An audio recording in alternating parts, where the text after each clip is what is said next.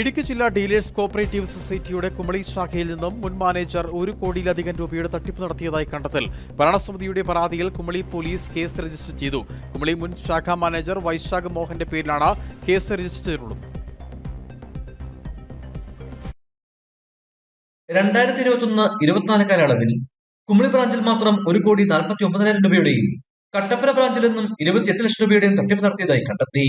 2024 പുതിയ ഭരണസമിതി അധികാരത്തിലെത്തിയതിന് പിന്നാലെ മാസം നടത്തിയ കണക്കെടുപ്പിനിടെയാണ് ഇയാൾ വ്യാജ അക്കൗണ്ടുകൾ ഉണ്ടാക്കി തുക തട്ടിയെടുത്തത് കണ്ടെത്തിയത്. ബ്രാഞ്ചിൽ ഫിക്സഡ് ഡിപ്പോസിറ്റ് നടത്തിയവരുടെ തുകയും ഇയാൾ വിവിധ അക്കൗണ്ടിലേക്ക് മാറ്റിയതായി കണ്ടെത്തുകയായിരുന്നു. നിക്ഷേപ തുക ആവശ്യപ്പെട്ട് ബാങ്കിൽ ആളുകൾ എത്തുമ്പോൾ ചെറിയ തുക നൽകി മടക്കിയേക്കാണ് പതിവ്. എൻ്റെ 2023 പൈസ നിക്ഷേപം തീർന്നതാണ്. എന്നെ 6 ലക്ഷം രൂപ ഇട്ടിരുന്നത്. ഞാൻ 2023 തീർന്നപ്പോൾ ഇവിടെ പൈസയ്ക്ക് വന്നപ്പോഴാണ് ഈ ബാങ്ക് പൊട്ടിയ കാര്യം ഞാൻ അറിഞ്ഞത്. അവരോട് ചോദിച്ചപ്പം പൈസ കൊടുത്തിട്ടുണ്ട്, അത് മേടിച്ചോ കുറേശ്ശെ തരാമെന്നോ ഇതുവരെയും തന്നിട്ടില്ല. ഞാൻ എൻ്റെ വൈഫിൻ്റെ ആശുപത്രിക്ക് ഈയിടെ 3 ലക്ഷം രൂപ ചിലവായി. അപ്പോൾ ഈ പൈസ തരാൻ പറഞ്ഞ് കളിപ്പിച്ചു. ഞാൻ പിന്നെ ലാസ്റ്റ് പലിശയ്ക്ക് വഴിയാണ് ആശുപത്രിയുടെ കാര്യങ്ങളൊക്കെ നടത്തിയത്.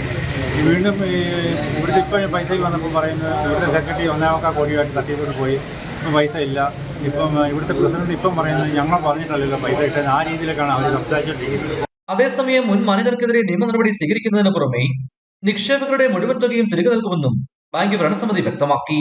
ബ്രാഞ്ച് മാനേജരായിരുന്ന വൈശാഖ് മോഹൻ 1,49,00,000 രൂപയുടെ തട്ടിപ്പ് നടത്തിയതായി ബാങ്ക് ഭരണസമിതിക്ക് ബോധ്യപ്പെടുകയും ആ ബോധ്യപ്പെട്ടതിൻ്റെ അടിസ്ഥാനത്തിൽ 21/5/2024 കുമളി പോലീസ് സ്റ്റേഷനിൽ പരാതി കൊടുക്കുകയും ആ പരാതിയുടെ അടിസ്ഥാനത്തിൽ പോലീസ് കേസെടുത്ത് അന്വേഷണം നടത്തി വരികയുമാണ്. ഇവിടെ നിരവധി ആളുകൾ പൈസ നിക്ഷേപിച്ചിട്ടുണ്ട്. നിക്ഷേപകരൊന്നും ആശങ്കപ്പെടേണ്ട അതിൻ്റെ കാര്യങ്ങളില്ല. ആ നിക്ഷേപിച്ച പൈസയെല്ലാം സുരക്ഷിതമായിരിക്കും. നിക്ഷേപകർക്ക് പൈസ തിരിച്ചു കൊടുക്കും. വലിയ തുകയുടെ തട്ടിപ്പ് നടന്നതിനാൽ ഇടുക്കി ക്രൈംബ്രാഞ്ചാണ് കേസ് അന്വേഷിക്കുന്നത്. ഇടുക്കി വിഷൻ, കുമളി.